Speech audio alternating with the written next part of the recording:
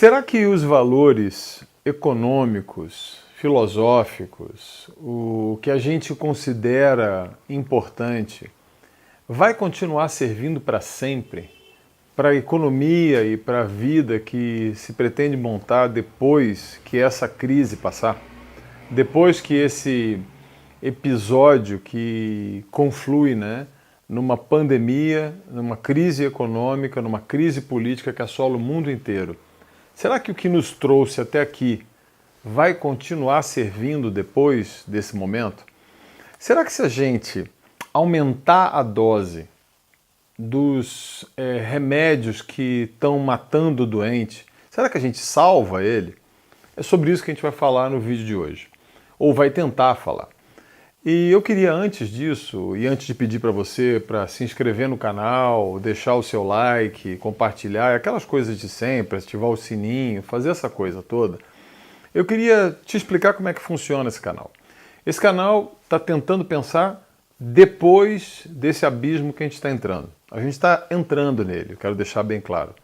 Mas eu estou pensando no depois, porque o depois vai ser feito com as decisões que a gente tomar agora.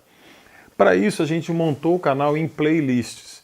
É lógico que você pode, eu queria falar mais sobre punk, a gente vai falar sobre punk sem nenhum problema, eu quero falar mais sobre educação de filhos, a gente vai falar sobre a crise do Covid, sem nenhum problema, mas hoje está dentro de uma outra playlist que é princípios e valores que a gente tem. Porque se a gente não caminhar com essas coisas dessa forma, a gente não vai construir o que está sendo a intenção desse canal. Não é ficar te alimentando de coisa nova toda hora, mas é ter um conjunto que vai fazer sentido quando você falar, eu quero falar sobre punk. Vão estar todos os vídeos relacionados ali. Eu quero falar sobre princípios e valores que norteiam as ações da gente. Estão todos ali organizados. Eu quero falar sobre educação de filhos, sobre como eu faço da minha casa um centro de produção. Vai estar lá também. E com isso você vai conseguindo criar um corpo de conteúdo, porque aqui é muito mais... Pense que isso aqui é um livro, tá? Como se a gente estivesse escrevendo junto esse livro. E o que coordena o que eu vou falar no dia de hoje? É o que está acontecendo, né? Fui demandado, obviamente, essa semana por algumas perguntas na área de economia, na área de... puxa, como é que a gente funciona? Como é que a gente lida com a questão pobreza, riqueza? Como é que a gente lida com aspectos econômicos que façam a gente emergir para fora dessa economia liderada pelo o mercado, como diz o Bob Fernandes, né? É isso que eu vou tentar falar com você hoje. Bom, vamos entender um pouquinho alguns conceitos. Pobreza e riqueza.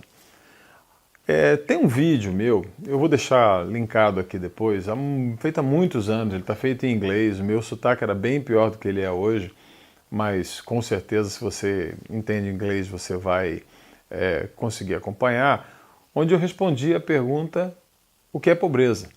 Né? E a maioria das pessoas na nossa sociedade tenta vencer a pobreza, eliminar a pobreza, focando em um aspecto que eu diria caracteriza a pobreza, que é a renda. Renda, distribuição de renda. Puxa, a gente viveu isso durante 15 anos no Brasil. A gente viu o Brasil distribuindo renda e distribuindo crédito e fazendo a tal da economia do mercado crescer violentamente durante 15 anos.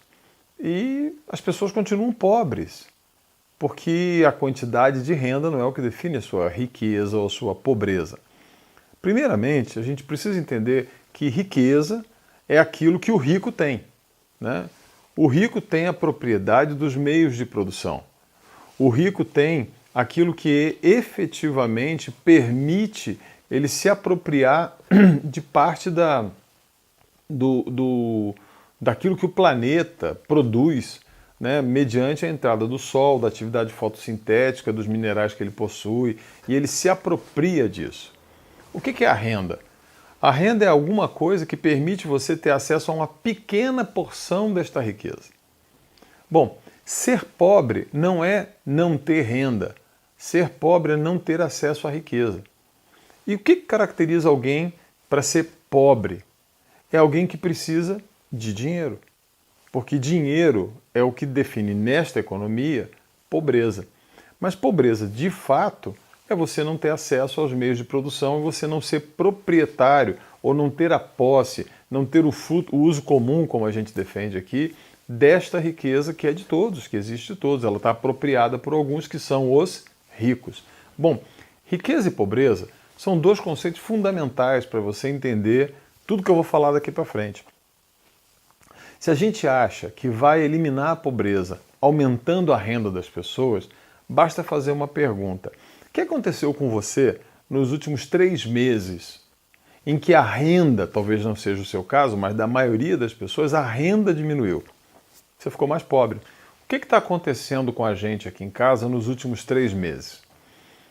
A gente fez uma avaliação hoje aqui e a gente viu, poxa, a gente está mais culto? A gente está mais culto nos últimos 3 meses. A gente produziu mais? A gente produziu mais. A gente está comendo melhor? A gente está comendo melhor. A gente se educou mais? A gente teve mais acesso a conteúdo, mesmo, aprendeu mais coisa? A gente aprendeu mais coisa. A gente construiu coisas? Construiu coisas. A gente plantou mais? A gente plantou mais. A gente está tendo acesso a arte mais do que a gente tinha? Sim. Ou seja, a gente nos últimos 3 meses, eu preciso comunicar a você, a gente está mais rico. A gente não está achando ruim não, está em casa. Já deve ter visto isso, se você está vindo aqui pela primeira vez, eu te convido a você ver os vídeos que a gente vem falando sobre a nossa casa, sobre a casa como centro de produção.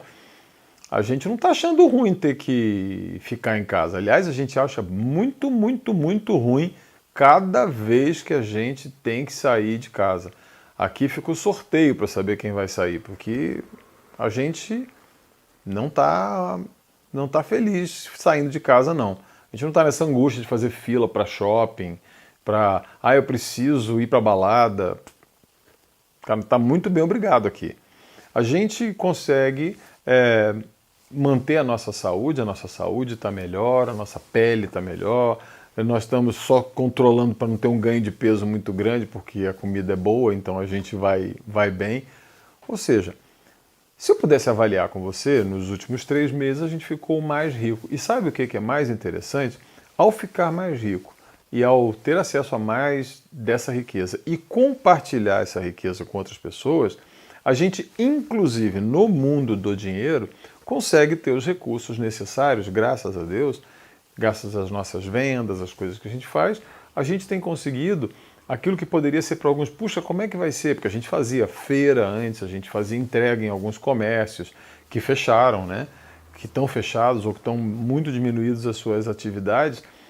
E a gente estava já muito cansado de fazer esse tipo de atividade. E assim, puxa, era o que ajudava a gente a pagar aquilo que o governo manda a gente pagar, que são as taxas, os impostos, né, luz, água, imposto disso, imposto daquilo, tudo isso aí, só tendo dinheiro para pagar. Nesse mundo você não vai conseguir viver sem.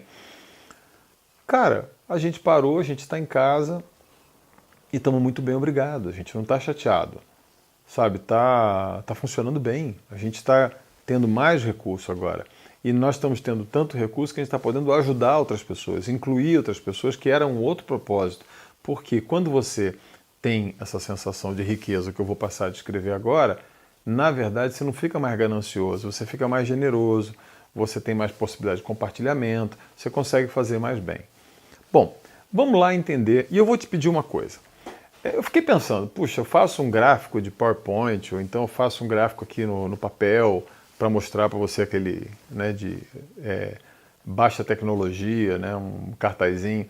Eu vou fazer um pedido para você. Eu vou pedir a você que você use a sua imaginação um pouquinho. Vamos lá para o conteúdo, que até agora tudo isso aqui era introdução. Vamos entender o que move basicamente um processo econômico qualquer. Você precisa ter, de um lado, uma demanda qualquer. Você tem que ter demanda de um lado. Imagina aqui, faz um desenho aí no seu cérebro. Tem o lado da demanda. Bom, se eu tenho um lado demandando alguma coisa, isso pode gerar nada, né, se eu tivesse só a demanda. Mas eu tenho um outro lado da equação econômica, que é a oferta, né? Eu tendo uma oferta e eu tendo uma demanda, elas tendem a se encontrar. Como a oferta e a demanda, né, elas são desequilibradas umas com as outras, ou seja, pode ser que eu tenha muita oferta e pouca demanda, ou eu posso ter muita demanda e pouca oferta, eu preciso de alguma coisa que medie essa relação. Ora, se a minha oferta é baixa e a minha demanda é alta, esse mediador, o que foi inventado e que tem o domínio completo, né, é o tal do dinheiro. O dinheiro regula, ou seja, se eu tiver muita oferta, eu preciso de menos dinheiro para atender a demanda. Essa pessoa que tem a demanda vai botar um pouquinho de dinheiro, a oferta é muito grande, ela pega. Se eu tenho baixa oferta e muita demanda, aqueles que tiverem mais dinheiro vão conseguir ter acesso a essa oferta reduzida. Bom, a nossa economia, ela precisa então de um certo desequilíbrio para que essa diferença entre ricos e pobres possa acontecer. Bom, como é que eu consigo acesso ao mediador? No nosso modo de pensar, e está todo mundo muito desesperado com o fato de que nossos irmãos hoje estão sem emprego e sem renda, porque renda é a quantidade de dinheiro que você tem para poder acessar a oferta que satisfaça a sua demanda. Bom, como você vai conseguir esse dinheiro ou essa renda, né, que permita você ter esse acesso? Hoje em dia, as pessoas estão focadas que elas têm que ter um emprego. Então, uma das coisas que a gente entende como fim de pobreza, que eu acho, e daqui a pouco vou provar uma mentira danada, é o pleno emprego. Bom, o conceito, então naquela imaginação que eu pedi, aquele PowerPoint que você está fazendo na sua cabeça, você imagina a demanda de um lado, a oferta do outro, o mediador aqui. Como é que eu tenho esse mediador? Se eu tiver um emprego, eu tenho um emprego, pego acesso a esse mediador dinheiro e dentro dessa oferta eu consigo pegar e capturar uma parte para atender a minha demanda. Perfeito, bonitinho. Bom, o que faz esse troço funcionar? Se a gente passa a acreditar em algumas coisas. Que a oferta é sempre reduzida. Por isso que a economia, classicamente, ela se define como a ciência da escassez, porque ela diz: o mundo em que nós vivemos é escasso. Do outro lado, ela depende de convencer você de que você tem demandas ilimitadas. Ora, se eu vivo num mundo de escassez, de demandas ilimitadas, vai estar sempre faltando alguma coisa que vai ser disputada, né, e vai ser mediada por esse dinheiro e vai ser disputada dentro de uma estrutura que a gente chama de mercado. O mercado vai fazer isso. No meio dessa história, aparece um outro ente chamado governo ou Estado que tenta regular esse mercado para que aqueles que tenham menos acesso a essa renda possam ter algum acesso a essa oferta para que alguma parte das suas demandas sejam satisfeitas. Basicamente é isso. E a gente fica essa briga Estado-mercado, né? E aí, basicamente, também essa diferença que se faz dentro dessa lógica, né, econômica entre direita e esquerda é basicamente que, normalmente, o que você poderia definir como direita é que a direita considera que a desigualdade de acesso à quantidade dessa renda, né, e as diferenças de demanda, elas são naturais, elas são isso aí mesmo. A esquerda diz não são naturais e elas precisam, de alguma maneira, buscar igualdade ou equidade, que seria a palavra mais correta. Isso define por onde vai cada um. E o Estado, teoricamente, entra aí tentando equilibrar e fazendo aquilo que é básico. Saber de onde que ele tira dinheiro e para quem que ele dá dinheiro. No caso do nosso Estado brasileiro, não precisa ser muito genial para perceber de quem está sendo tirado dinheiro e para quem está sendo dado dinheiro, né? Pergunta aí onde é que foi parar um trilhão de reais aí ultimamente, dado a quem, tirado de quem. Porque o Estado não tem dinheiro, o dinheiro é seu. O dinheiro só é manejado pelo Estado. O Estado não é proprietário do dinheiro. O dinheiro é o dinheiro que está na mão das pessoas. Ele vai ser taxado e vai ser distribuído. Bom, isso é como funciona o mercado hoje. Isso funciona mais ou menos bem em condições normais de temperatura e pressão. Ora, mais atributos do mercado, dependendo de um bom equilíbrio entre oferta e demanda, a gente consegue aí o mercado regular, as pessoas conseguem ter atendidas as suas necessidades, o Estado entra equilibrando, controlando o mercado, controlando a demanda das pessoas, estabelecendo ou fomentando a oferta, e isso funciona beleza, até a hora que chega uma crise, até a hora que as coisas não funcionam mais. Bom, e se a gente começasse a questionar vários desses postulados que eu falei até aqui? Primeiro, o primeiro postulado da economia é que a gente vive num mundo escasso. Ora, uma das coisas que a gente afirmou aqui no trabalho com as punk, né, nos vídeos que a gente falou sobre punk, foi que a gente tem no planeta 30 mil plantas comestíveis.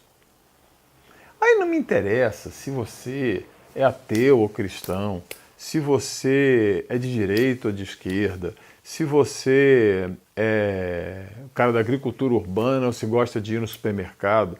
Se você continuar achando que a vida é feita num mundo escasso, onde tudo que se planta... Eu hoje estava falando eu vi, né, um comentário de um amigo meu, Valdeli, ele falando, poxa, o pessoal insiste em plantar, distribuir, muda de alface, muda de rúcula, muda de brócolis, muda de couve, deixando de explorar essa abundância de oferta que a gente tem. Ora, é óbvio que você tem que ter sonegado essa informação, porque para começar a quebrar a economia, eu começaria a dizer, o mundo não é escasso, não. O que é escasso é o seu conhecimento.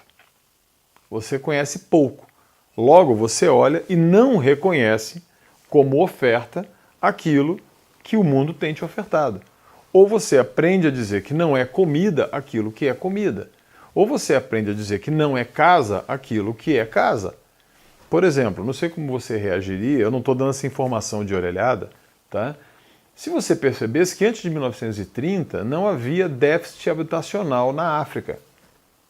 As pessoas não tinham déficit de habitação. Sabe por quê? Porque elas pegavam os elementos que estavam ali na natureza, que estão abundantes, e faziam as suas casas. E eram casas apropriadas e com os quais a humanidade ali na África evoluiu sabendo viver naquele ambiente, com conforto térmico, com proteção de insetos e conseguindo constituir a enorme população africana, sendo que cada um que queria fazer sua casa ia lá e construía sua casa com aquilo que hoje os modernosos gostam de chamar de bioconstrução.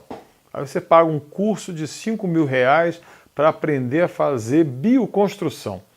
Bom, bioconstrução é o que os indígenas sempre fizeram, é o que os africanos... Você pensou, indígena com déficit habitacional? Não existe. Ele sabe que o ambiente lhe provê abundantemente para que ele possa ter a sua casa da maneira mais adequada para aquele bioma que ele tem. E eu não estou brincando com isso não. Por exemplo, se você vier aqui no sul ninguém andava no inverno, a gente sempre teve inverno aqui, os caingangue, as casas deles não eram ocas abertas, né, como você vai encontrar no Amazonas ou que você encontraria na região sudeste, não. Eram cavadas no solo, eram grandes áreas cavadas no solo onde as pessoas se protegiam do frio e isso ficava aí 50, 60 centímetros acima do nível do solo. É muito interessante, procura aí uma residência caingangue, você vai ver como é que é interessante. Era adaptação. O esquimó, ele vai fazer um iglu dele, lá com pele de foca, gelo, que era o que tinha de material abundante. Nenhuma dessas pessoas tinha déficit habitacional até a hora em que passaram a dizer que aquilo que ele morava não era casa. Casa era aquilo que está dentro do padrão europeu.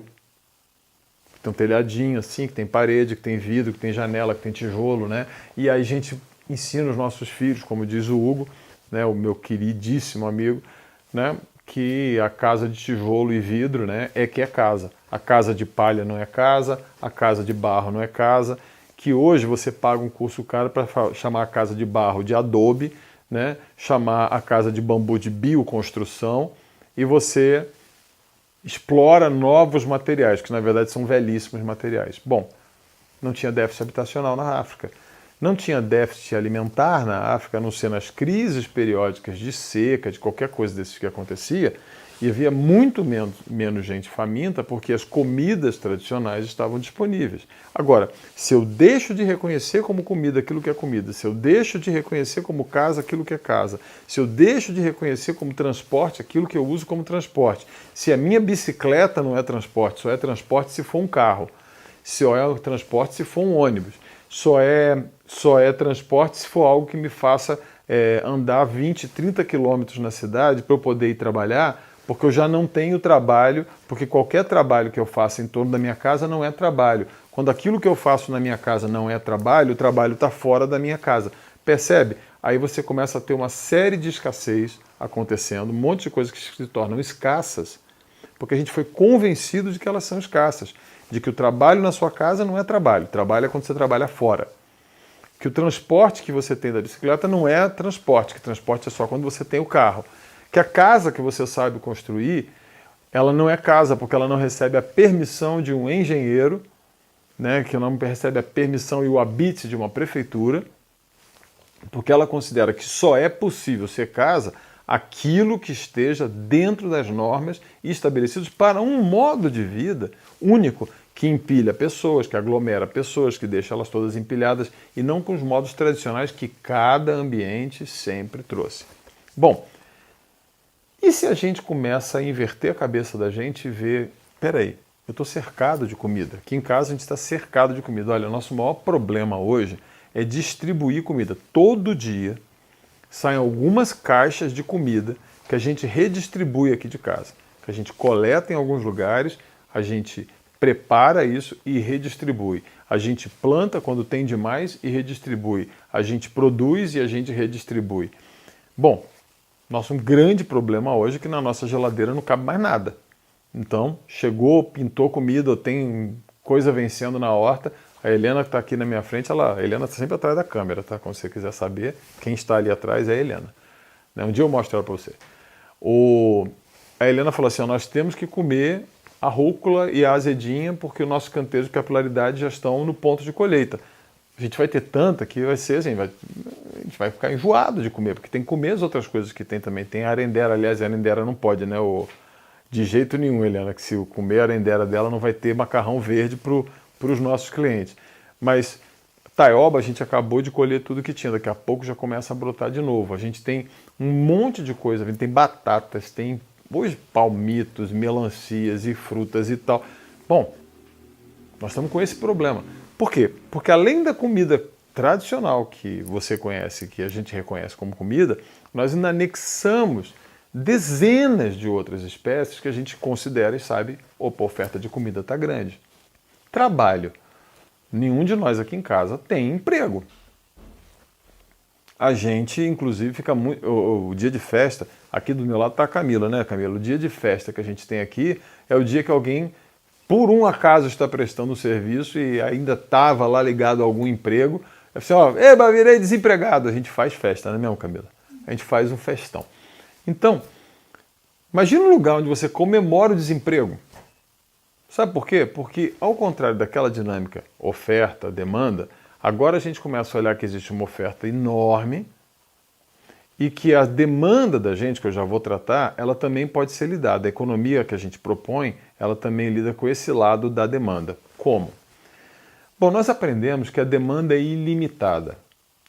E nós, aqui em casa, temos 3 conceitos para lidar com a demanda. O primeiro deles é o conceito de limite.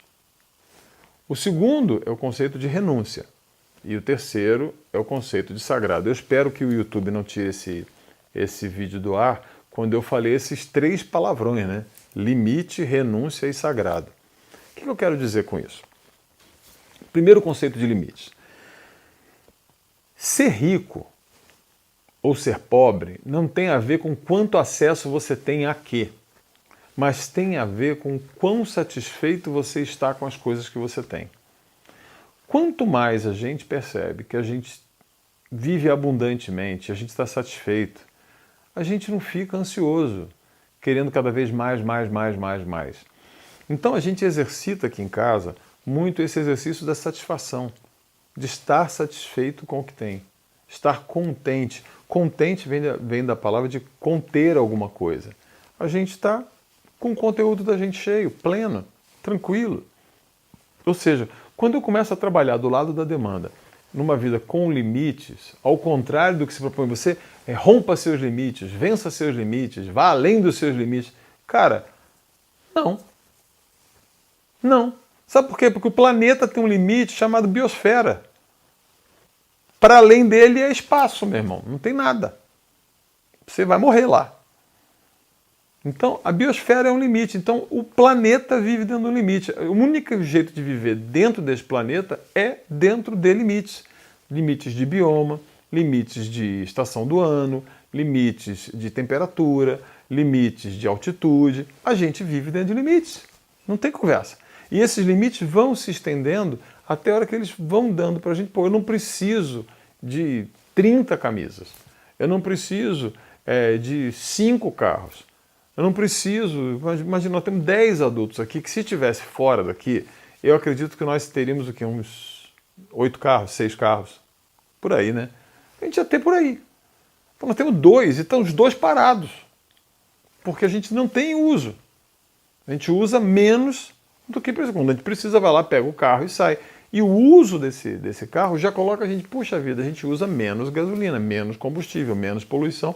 A gente vai voltando mais limite, a gente gasta menos luz, menos água, menos tudo. Por quê? Quando a gente gasta menos, começa a sobrar lá na ponta da oferta também, para outras pessoas terem acesso a isso que a gente acha bom ter. Além dos limites, a gente tem renúncia. A renúncia é aquilo que a gente faz quando é mediado pelo amor, quando a gente ama alguém, quando a gente se importa com os outros, quando a gente crê que a vida vale a pena. A gente não vai dizer para ninguém, e daí?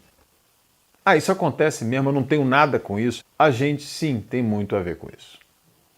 E a gente faz uma renúncia diária por amor, primeiro, aquelas pessoas com quem a gente coabita, né? Nossos cônjuges, nossos companheiros, companheiras, nossos filhos, aqueles que a gente conhece. Mas a mais importante renúncia é aquela que a gente tem capacidade de fazer e se sensibilizar por gente que você nem sequer conhece, nem sabe quem é. E, por fim, o conceito de sagrado. O conceito de sagrado não tem nada a ver com religião, não.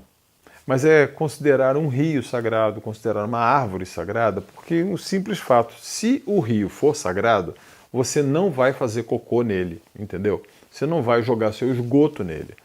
Você não vai pegar uma árvore que você considera sagrada e passar um correntão nela e transformar em pasto. Se você tiver uma floresta que é sagrada, uma caverna que é sagrada, você não vai estourar ela e botar uma dinamite lá dentro. Você vai ter muito cuidado e vai agir com muito zelo. E se você começa a considerar que a caverna e seus minerais são recursos, que o rio é recurso, que a árvore é recurso, você termina num departamento de recursos humanos, porque o cara que está do seu lado é recurso também. Aqui em casa ninguém é recurso. Todo mundo aqui é sagrado. Da menorzinha até o mais velho. Todo mundo aqui é sagrado. Sagrado é alguma coisa que você não toca, que você não abusa, que você não usa de maldade, que você não extrapola limites e por quem você está disposto a fazer renúncias. Inclusive, isso é a base de muita religião. Bom, como então seria uma economia na qual as demandas estejam reduzidas e a oferta seja imensa? Bom, perceba que agora, sem aquele PowerPoint que eu pedi para você fazer na sua cabeça, aconteceu um desequilíbrio brutal agora porque a gente tem muita oferta e nenhuma demanda. Meu Deus, o que eu faço? Bom, eu vou ter que trabalhar essa oferta. Daí a gente substitui o conceito de emprego, que estava aqui, lembra naquele PowerPoint, por um outro conceito, o conceito de trabalho. Trabalho é fazer uma intervenção na realidade para transformá-la. Quando eu pego um elemento qualquer da natureza e cozinho ele, eu transformo em outra coisa. Quando eu elaboro, eu incremento ele, eu transformei ele em outra coisa. O emprego é aquilo que eu faço, por exemplo, eu estou empregando uma câmera para falar com você.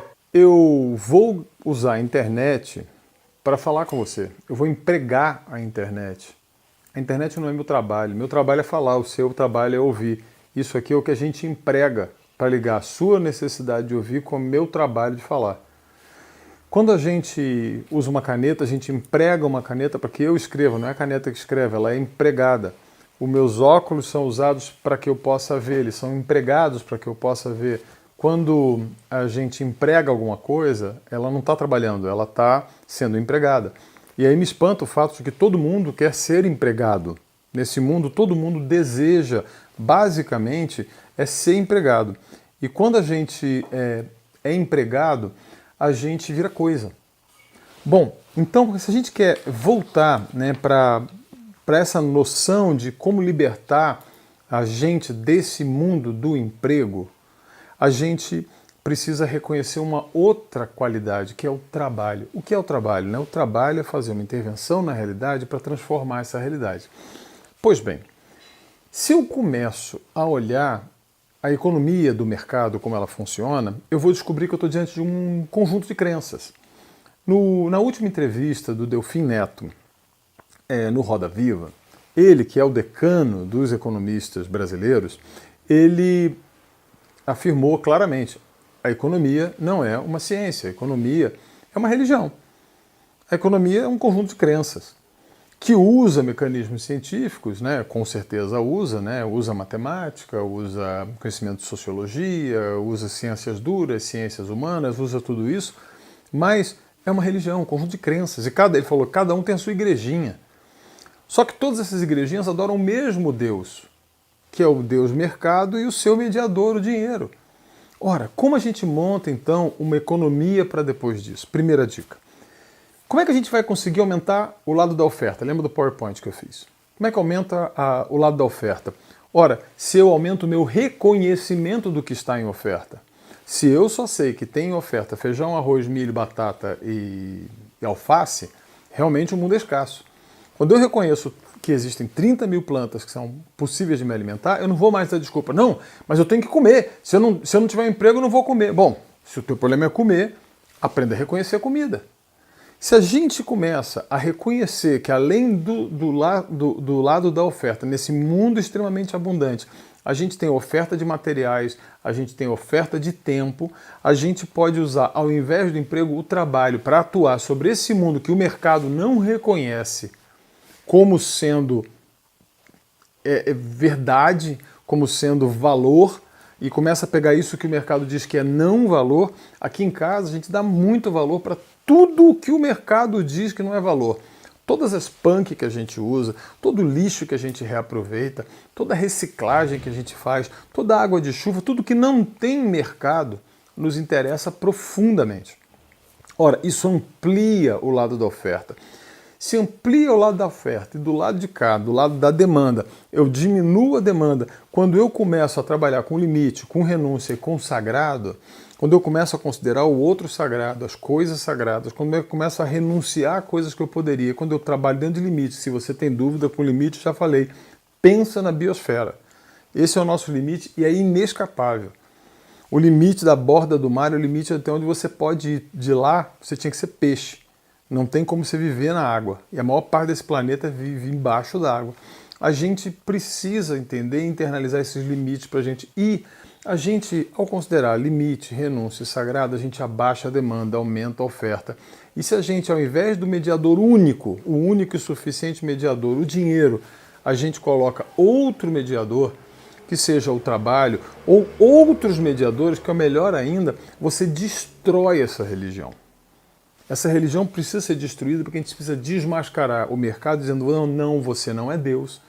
A gente sim pode pensar numa sociedade pós-capitalista e sim, a gente precisa dizer para o dinheiro que ele não é o único e suficiente mediador. E a gente precisa de um mediador muito melhor do que esse. O trabalho é um instrumento desse mediador.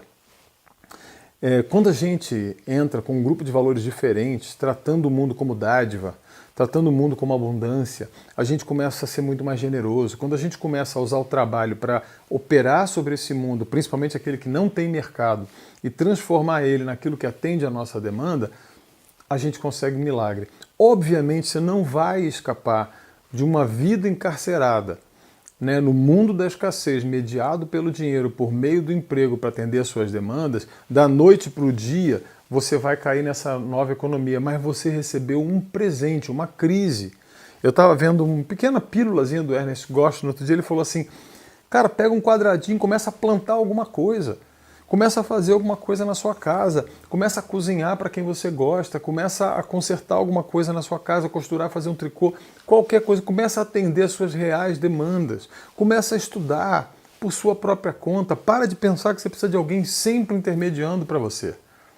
Ora, tem uma nova economia, mas ela não vai ser no mundo do mercado, não vai ser na religião do mercado, onde A chave do mercado é o consumo. Está todo mundo desesperado fazendo fila em shopping para voltar a consumir.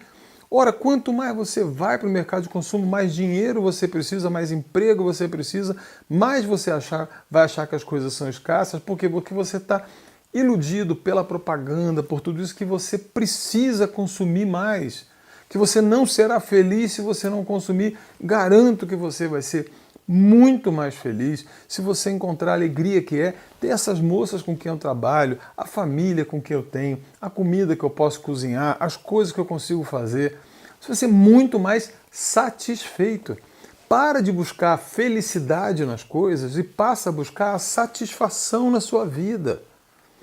Se você aprender a se satisfazer, você imediatamente vai se sentir rico. Sabe o que acontece na sequência? Você vai ser mais generoso. Olha, o vídeo de hoje foi bastante difícil de ser gravado, porque a gente teve pelo menos umas 8 interrupções. Você deve ter percebido pelos cortes.